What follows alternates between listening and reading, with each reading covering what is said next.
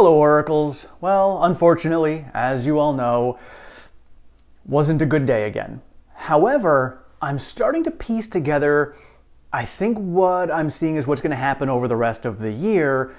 Obviously, unless something goes awry and we have some other random things that happen. So I don't know if any of you watch Chicken Genius, and he explained in a video, it seems like we're kind of in the eye of a storm. And I was looking at the charts for the last couple of years, and both for COVID and for last year, we had a double bottom in the spring. And so we've already had a bottom on the day of the invasion. And I was looking at it, and I mentioned it in one of my other videos about we might hit another bottom. We might hit a second bottom in a couple of months. And the bottom may not be as far down as we hit during the invasion, but I think we're going to have that secondary pullback, just like we had the last couple of years. And what's leading me into believing this is looking at where we're at now. The war is increasing inflation. Inflation is going to get higher. The Fed is going to be raising interest rates. We're going to see over the next couple of months how the interest rates are actually going to be affecting inflation. Inflation may very well hit double digits over the next couple of months, especially if this war drags on, or if Russia decides to cut off the EU from gas and oil altogether. That could really put a damper on a lot of things. Gas prices continue to go up, transportation costs go up, shipping costs go up, everything goes up, and then inflation goes even higher. So that may end up causing a secondary bottom. And then what will end up turning it around is everything's just going to be priced in. The literal worst of the worst, a possible recession, is going to be priced in. And as I had mentioned yesterday, the computer algorithms work extremely fast. So they follow numbers from last year, they follow the trends, they follow all the different numbers in inflation that's going on.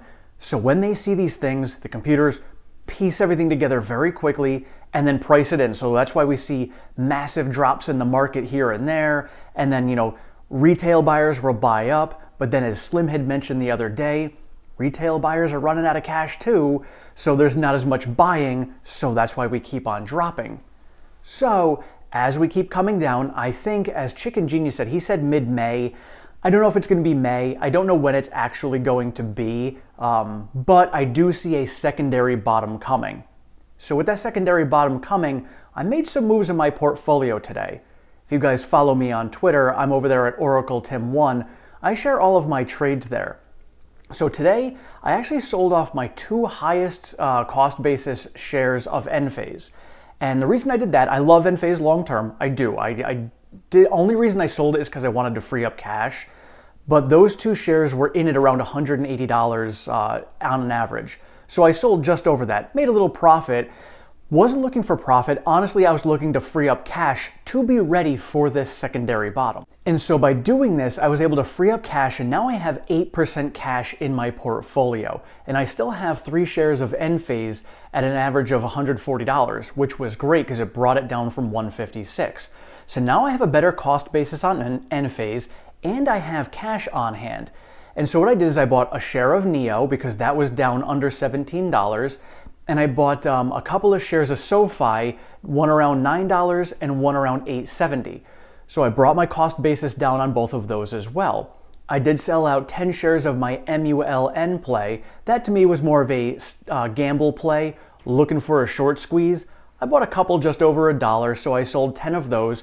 So I still do have 30 shares, and that lowered my cost basis on what I have there. So I made a little profit and freed up cash. So now I'm sitting here with 8% cash. I was able to more comfortably invest a little bit more into Tesla. So I added about $40 to Tesla today as well, right around that $800 mark, a little bit under $800. And now I feel better positioned. I still have some losers I would love to get rid of. I still have some other stocks I'd like to free up, but I'm using my discipline.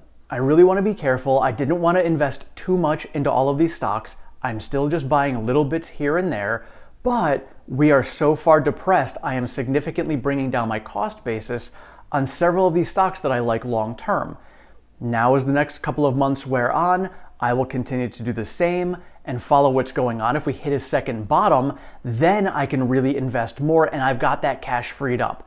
So I'm still working on the plan that I have been discussing for the last few months of having cash freed up, having cash flow generation coming in to take advantage of these opportunities. And so once we hit that bottom is going to be just where everything is priced in.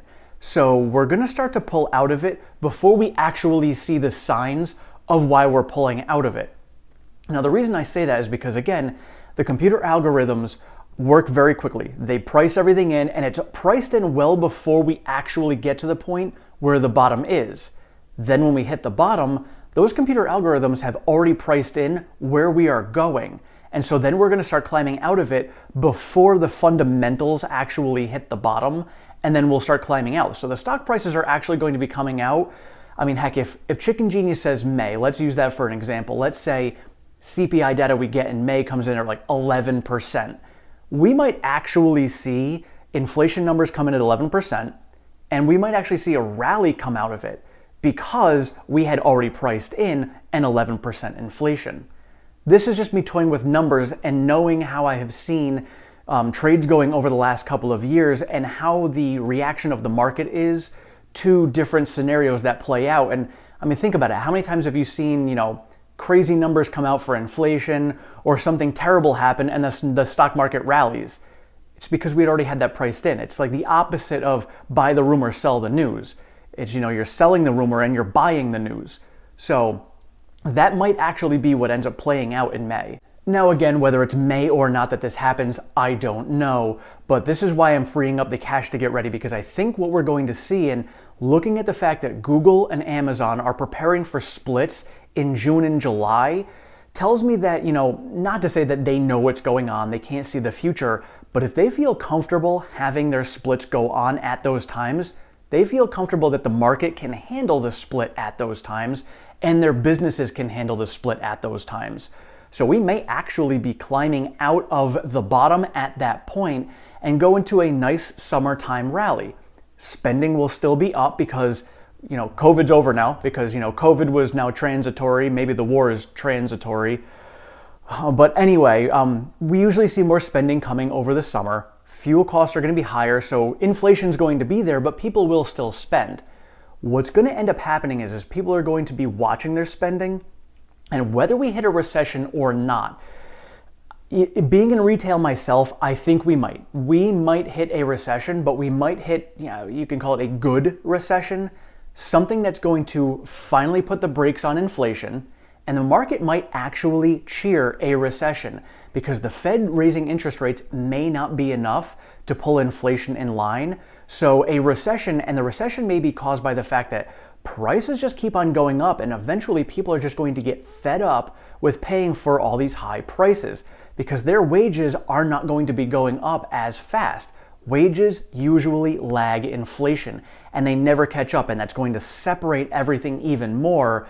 So people will slow down their spending, and then eventually we're going to have a lot of retailers and manufacturers just sitting on a lump of inventory that's going to be extremely expensive that people are not going to want to buy for a while. Eventually that will turn around and we'll come out of it, and that's where we're going to see the strongest players pulling out, which is going to be the Teslas, Apples, Amazons, and Googles. And now don't forget, the textbook definition of a recession is just 2/4 of GDP of negative growth. That's it. And, obviously that's still detrimental to, the whole economy. But because inflation is so high, if the war drags on, that might, again, actually be something that the market cheers, because that might be the turning point where everything just finally gets in line, we're good to go, and then we can start to climb out of it again, and we might see a decent rally going into the end of the year. I am still predicting we're probably going to see a strong rally post-election through the end of the year, but we might see a small other rally happen over the summer as well. And so with this, I'm really just continuing on with my plan, just continuing to monitor, freeing up as much cash as I can, and during these times I'll probably end up taking a good chunk of that cash, because now I'm at 8%, so I may take 3% of it and put it into QYLD, just because if we're going to be in it for 2 months, that's 2 months of dividends at about 10 to 12% that I can recoup back into my portfolio during a time where the market may be going red. And when you are looking for whatever stocks you want to get into long term, we talk about it many times on here, take a look at where we're going in the future. What is the situation going on right now? obviously oil, gas prices skyrocketing. So we are going to have a lot of people opening up their eyes, and we've already seen it. Seems like Tesla is looking at like 100% increase in reservations for their vehicles. So a lot of people are starting to open their eyes to electric vehicles. When you have more electric vehicles on the road, you're going to require a stronger infrastructure to be able to handle them. Tesla, again, is going to help support that. And we are moving in that direction of renewable energy and getting away from oil dependence. So right now you might see a quick spike in oil prices. You may do well, like my dad bought Halliburton.